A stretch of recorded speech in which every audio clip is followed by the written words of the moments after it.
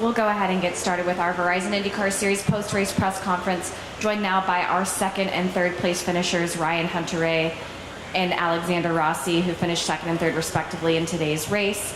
Ryan, we'll go ahead and start with you driving in the number 28 DHL Honda for Andretti Autosport. Started fifth in the race today, able to work your way up a few spots. Trying to catch Scott Dixon there towards the end, did you feel like you had something for him in that final restart? We were pretty evenly matched, I think. I had a bit better run through turn 1 and 2 on the restart, so I closed on him there. I really needed some overtake at that point, push to pass, but we're not allowed to use it at that point, so that would have been the difference maker, I think, for me to have a run on him. But from there, we evenly matched each other's laps. Just in his dirty air, I couldn't make the run through the higher speed corners to stay close enough. So it's unfortunate.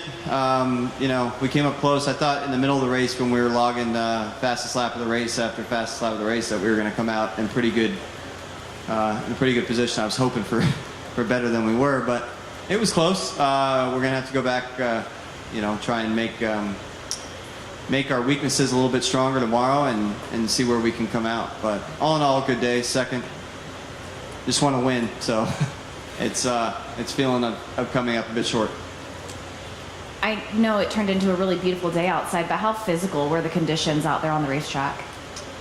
This place is physical because, going through a regular corner on a rotor street circuit, you usually make one turn, right? And you're just usually making one motion with your hands, and here you're doing 15 in a corner, so it's just really physical because you end up counter steering so much and constantly catching the car, and you're, the car it's just violent out there, so it ends up being physical that way. But as Alex was talking about coming in here, thank God it's not 90 degrees outside.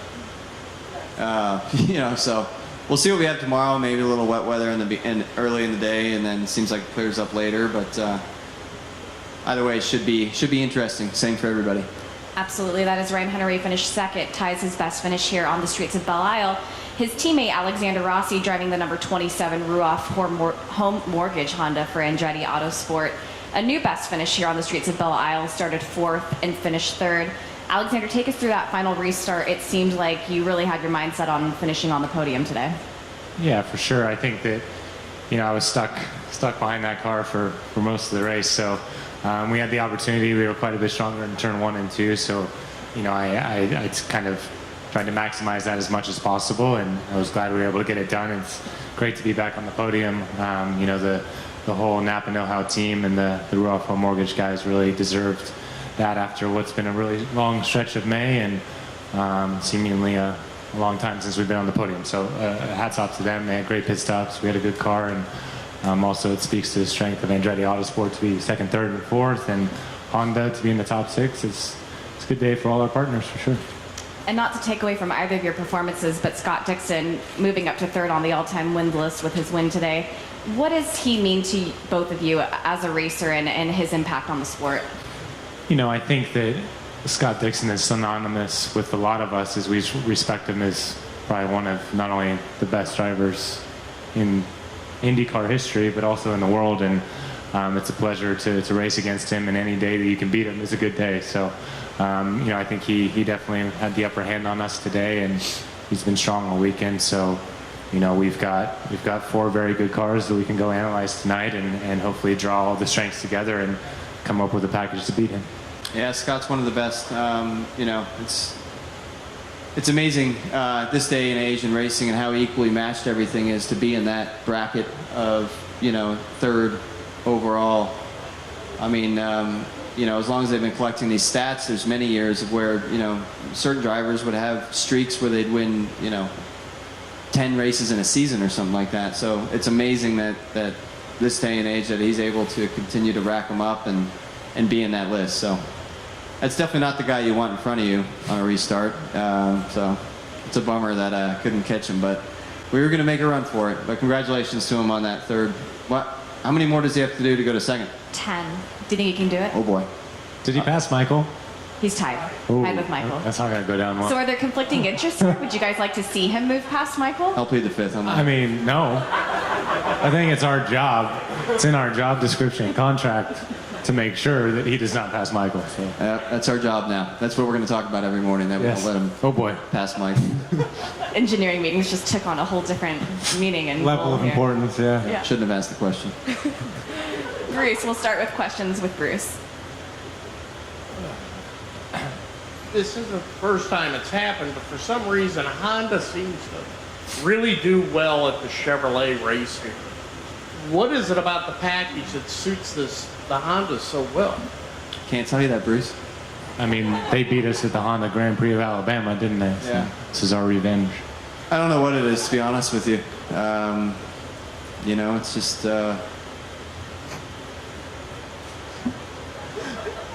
What is it? I don't know. Go ahead. You're going to be the one to spill the beans, not me. I'm not taking that heat later. No, but for some reason, does the engine package kind of really match this track? It looks like it, yeah, Flow and absolutely. rhythm. It's slick around here, so it looks like it's we're having a pretty good time putting the power down. Whether that's more torque or whether it's drivability, I'm not sure, but definitely had the stronger package today. Sir, do you have a question up top? And Yeah. if you wouldn't mind waiting for the microphone for our transcript. Sure. It's coming around.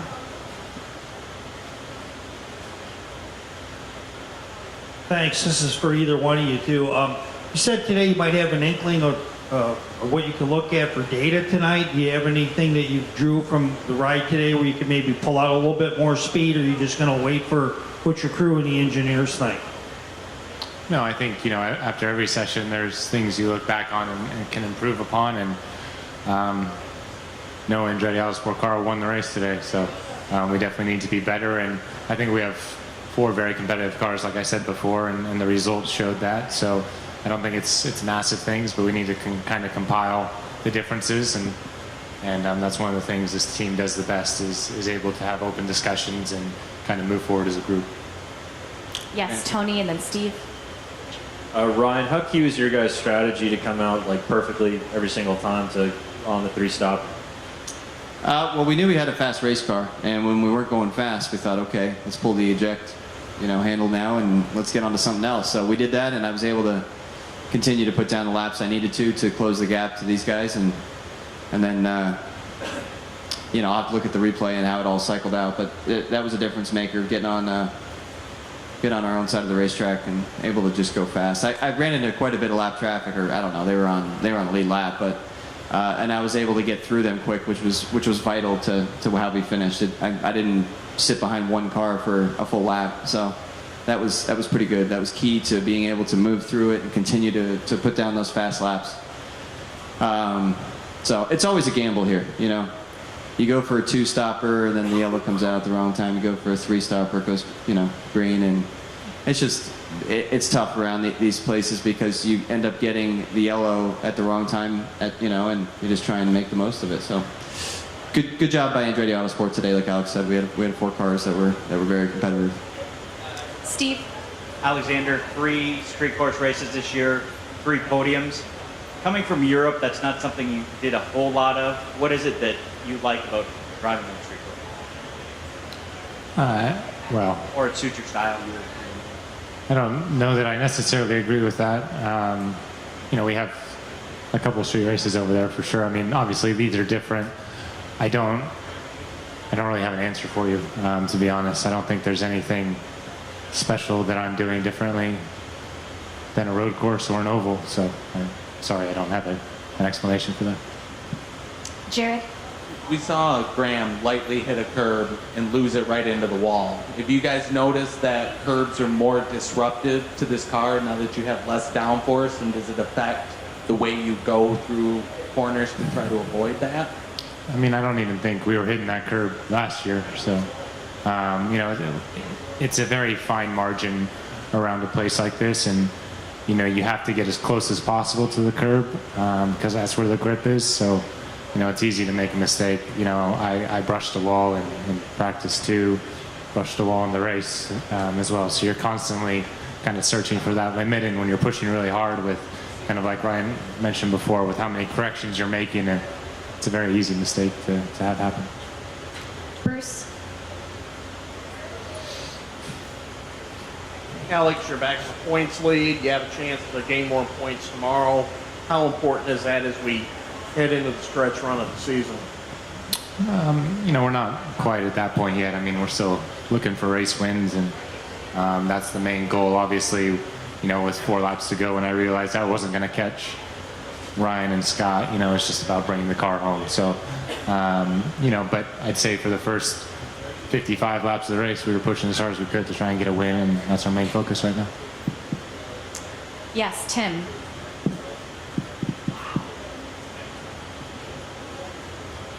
Yeah, Ryan, when you say Scott Dixon's one of the best, what does that mean to you? What is it about his style that just jumps out at you every time you watch it? He's just always strong, no matter where you are. In this series, to be a champion and to do what he's done, obviously you have to be very good at every different discipline, and he's that way. It doesn't matter if you're on a street circuit, road course, short oval, super speedway. Scott's going to be up front, and he's always a threat, and that's why he is where he is. But yeah, I've been racing him since, 07? So been sharing the track with him for a long time, and that's why I said it's amazing that he is in that company that he is in. He's in a different time altogether than the company that he holds, so it's pretty unique. I think he deserves a lot more credit than he gets. Obviously, you guys are giving it to him, but I'm sure, 10 years after he retires, we'll all make a lot bigger deal of it than we are now. We'll go ahead and continue with our Verizon IndyCar Series post-race press conference, joined now by the winner of Race 1 of the Chevrolet Detroit Grand Prix presented by Lear Scott Dixon, driving the number 9 PNC Bank Honda for Chip Ganassi Racing. Scott, May was pretty good to you. May treated you fairly well, but how much of a relief is it to finally get this, the first win of the season off your back? Yeah, it's always nice. I think right now with the competition in the Verizon IndyCar Series, it's just through the roof. It used to be, if I look back a few years, you could sort of run off 5 or 6 victories in a season, and it seems those days are pretty much gone. But super proud of everybody, Chip Ganassi Racing, and obviously PNC Bank's first victory.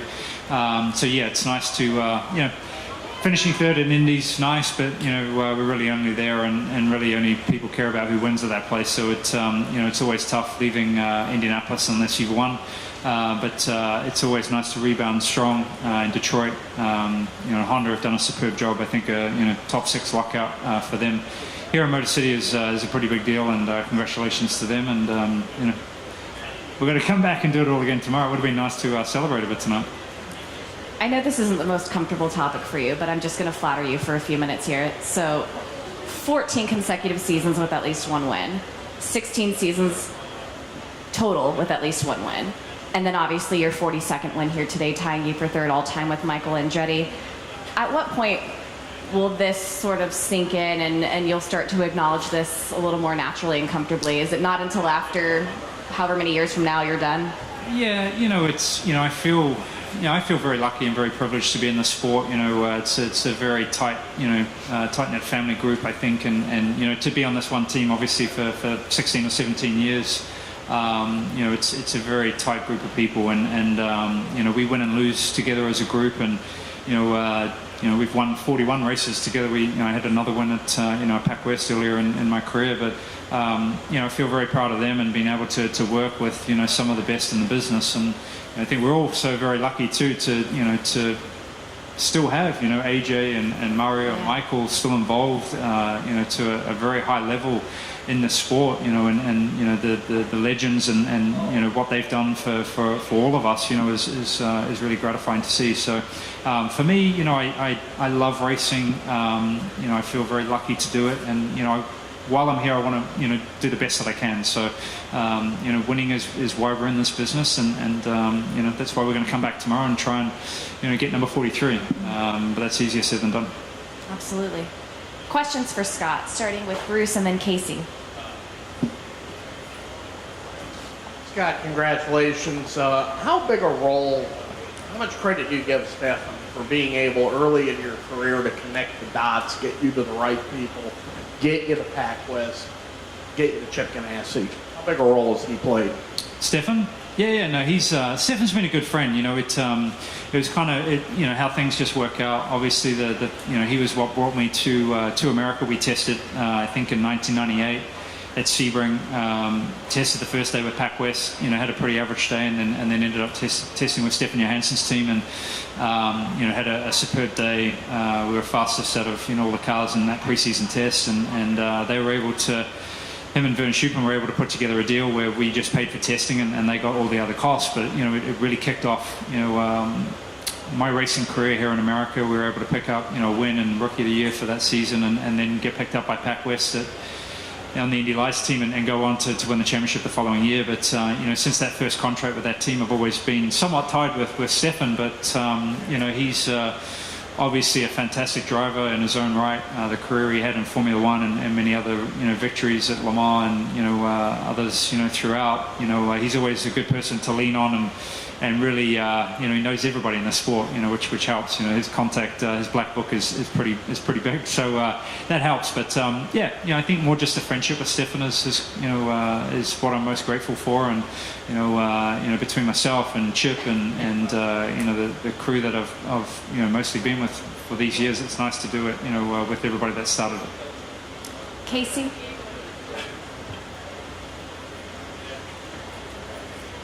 Hi, Scott. You got your 42nd win, ties Michael Andretti. Awkwardly enough, you had to beat his cars to do it. What was it like beating the Andretti Autosport cars and Honda with the performance here in Chevrolet's backyard? Just kind of talk about that.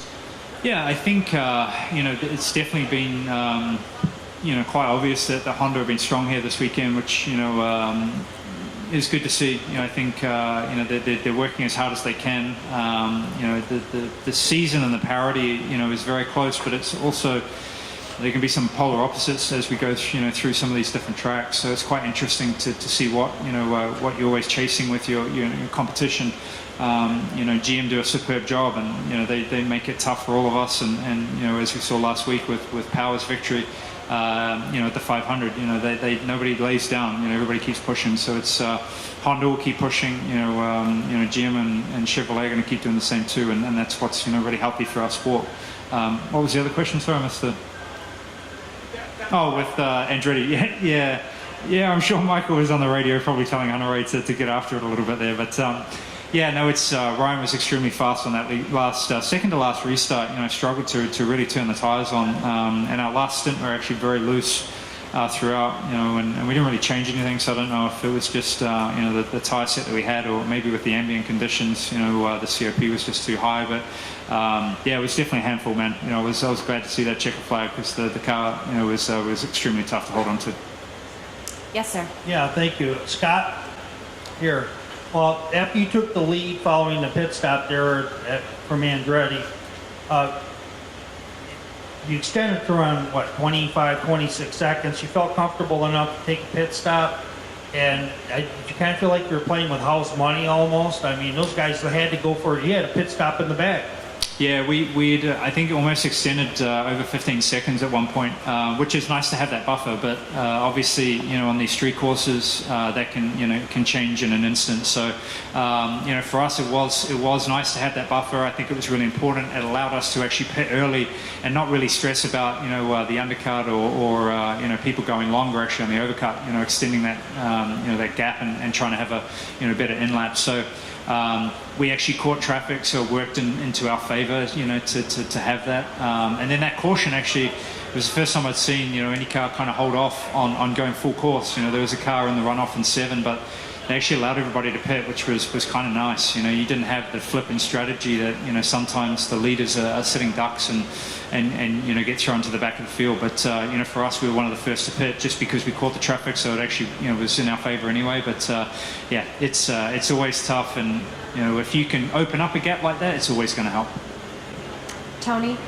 Scott, on the first stint with Marco on pole, how much of that was kind of just biding your time, knowing it was a guy that hasn't been on the pole in a while, and just did you ever have a real chance at overtaking him, or was it kind of just wait till it gets in the window?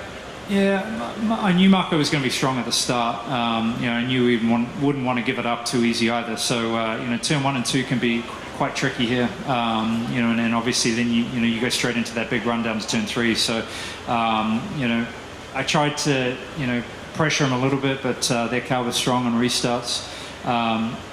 Well, it's just kind of biding time. It was quite strange. Marco would run, 79-second laps, and then, a 77 would come out of the blue. So it was, the pace was quite strange. Wasn't really sure what we were doing there. It was hard to get into a bit of a rhythm. We wanted to stay as close as possible, just in case they pitted quite early. We knew they kind of had to get to lap 20 to make it work anyway. And then we, started to pile on the pressure a little bit there to be close on that, pit stop exchange. And, in that process, we were trying to save as much fuel as possible to make sure that, whenever they did pit, we could go a lap or two longer. And that's how it played out. As soon as he peeled off, we used a ton of OT, that good Honda power there, and threw in a big lap time, which, the pit stop was flawless too, and we were able to jump them. Bruce? Two questions. Your competitors speak with the utmost respect and reverence for you, your career. I don't think I can find anybody in the paddock that's ever said anything bad about you as a race driver. When you have that level of respect and reverence from your competitors, how does that make you feel? I think, that level of respect is across the board. I think, again, I feel very lucky to race, all of these competitors, and I think importantly for IndyCar right now, we've seen a tremendous amount of influx of rookies too, and really damn fast rookies, and it's good to see for the sport. There's some different names coming in, which is good for the future. And I feel lucky to race, some of the veterans that I have for a while, but also some of these guys that have raced in different series throughout the world, and then have come over here to try it too. So I have the utmost respect for almost the entire field. It's the depth of the IndyCar series right now is like no other. And do you have another 8 wins left in you to hit the 50 mark? That's the goal. I'd like to have another 10 or 15, but it's definitely got tougher, throughout these years, and there's some, really strong teams. There's no little teams anymore. Even though some of these teams like to call themselves little teams, they're not little teams. They're very well funded and have very good engineering staff and, able to pull off victories. So it's good for the health of the sport, and that's the problem right now is any team, any driver combination, just about on the grid can win. I mean, if you're going to shoot for 50, you might as well shoot for 52, which would tell you for second, right? I mean, just 2 more. Well, 53 then. There you go. Yeah. Yeah, absolutely. Any other questions for Scott? Yes. Aaron? Well, we'll do Aaron since you're Mike. Okay. We'll go to Tim and then Aaron. Scott, you're the only one who knows the answer to this, but when you're in the lead like that, and I've seen you in the lead like that in many races before, what is going on in your mind? And do you ever feel tired, think tired, anything like that? What's just your focus? Anything beyond the, hitting the gears right and stuff? There's plenty of oh shit moments, and you're like, you actually do talk to yourself, or at least I talk to myself a little bit. And it's just you keep pushing, you're just constantly trying to find the edge, especially when you've got somebody so strong behind you. Hunter-Reay was really good on those restarts, and the car was quite tricky at that point. So you're trying to find the edge of grip and keep it on the track at the same time. It's very easy to lose control, and especially in the confinements of these concrete walls. So it's just. The adrenaline is flowing big time, especially when you see a victory so close. You just, you're trying to go as fast as possible without screwing it up. Aaron, other helmet. Do you have blisters here that are worse than normal? And historically speaking, how much tougher is the Sunday race here because you're sore and whatnot? Yeah, I think it depends a lot on the car, how tough the car is, and especially in the last stint there, our car was very loose, so very hard to hold on to. But no, I think the American Ninja Warrior actually helped out my hands there, so yeah, I feel pretty good.